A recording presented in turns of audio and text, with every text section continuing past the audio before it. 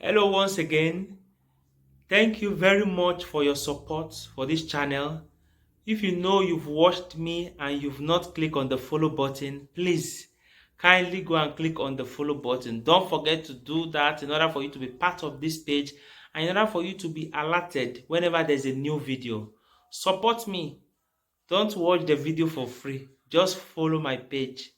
And feel free to check on my profile for my phone number in case of any question. Feel free to ask any question anytime you want, and I'll be there to answer you.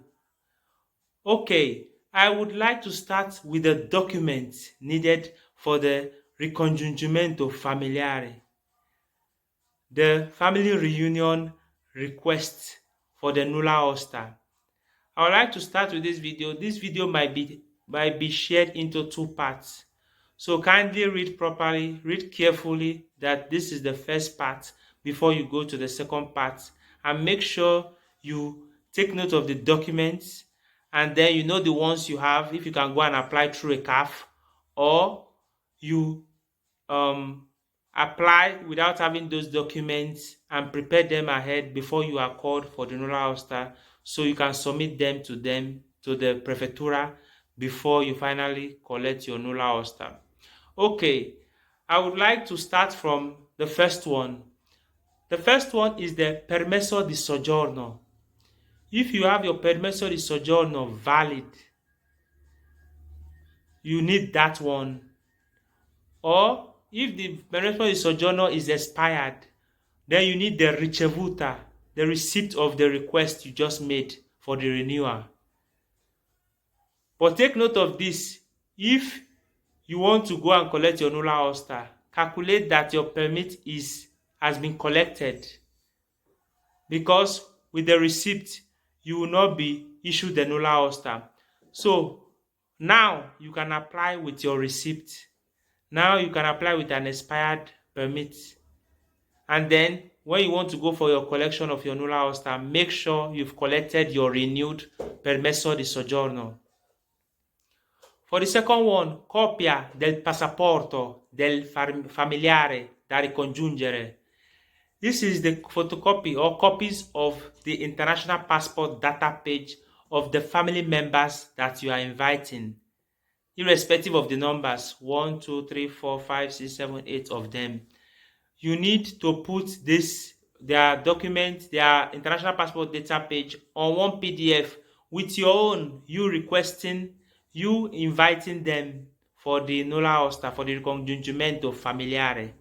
You have to attach your international passport data page on one PDF. Codice fiscale. Your codice fiscale, you can use your tessera sanitaria as your codice fiscale. That one is needed. Certificato stato di famiglia. The certificato stato di famiglia can be issued by your comune, or you can also go there and tell them you want un autocertificazione, which is a form that you can fill in your family status, your family member present in Italy, present in that accommodation where you are found. The next one is the contratto di affitto, which is your house contract.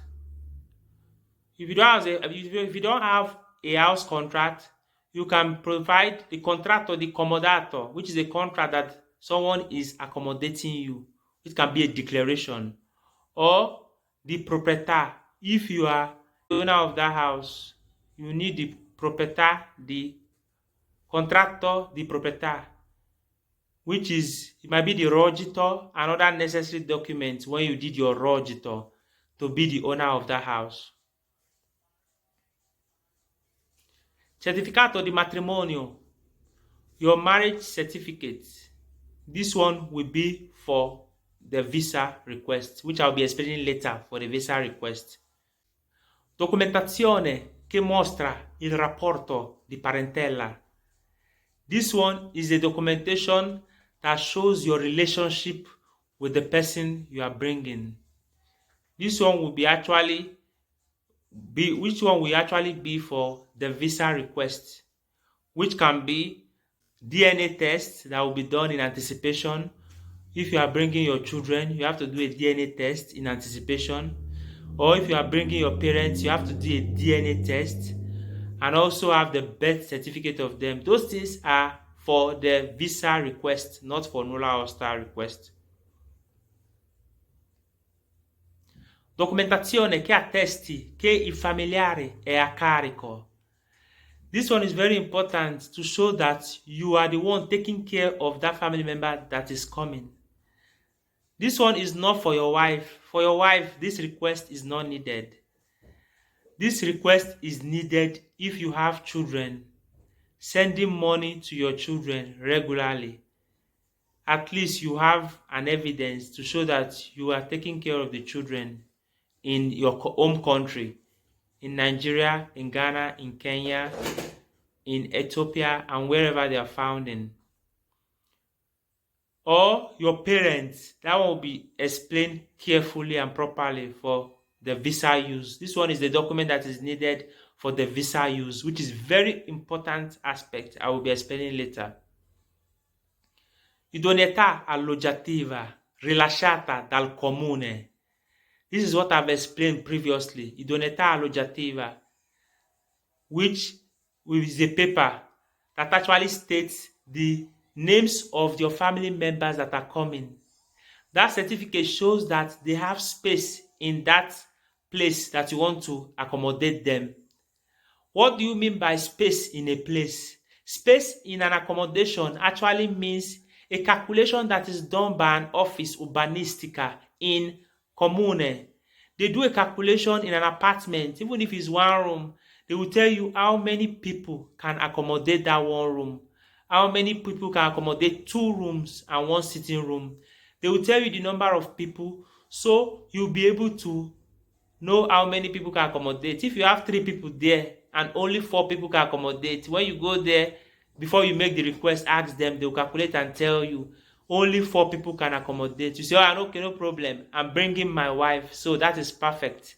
But if you are bringing 4 people, 5 people, it shows that it's not sufficient. So there's no need for you to make the request and waste unnecessary time. Just ask them first before you finally bring other documentation for them to prepare the idoneità alloggiativa.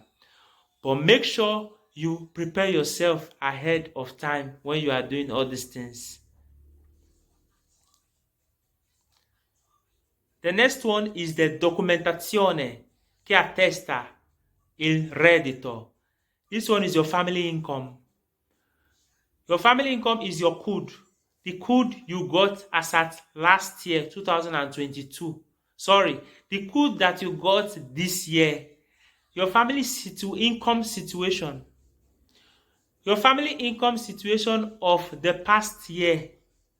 It means 2022 income that was issued to you this year, 2023, in the month of March or April. But if you apply next year, you have to take note of the income of this year that will be given to you, the CUD that will be given to you next year, 2024.